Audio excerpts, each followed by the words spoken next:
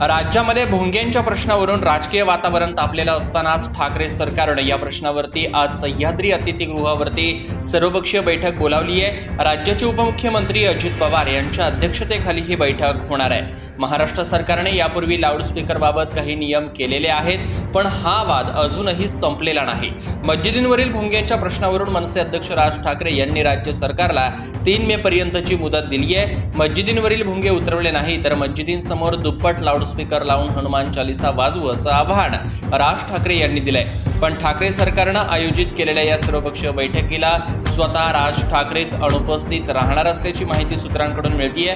हाती आलेल्या माहितीनुसार राज्याच्या बैठकीला भाजपाकडून राज्याचे विरोधी पक्षनेते देवेंद्र फडणवीस हे उपस्थित राहणार असल्याचं समजतंय, तर मनसेकडून बाळा नांदगावकर आणि संदीप देशपांडे या बैठकीला उपस्थित राहणार आहेत। तसेच इतर काही पक्षांचे नेते देखील उपस्थित राहणार असल्याची माहिती ही समजत आहे।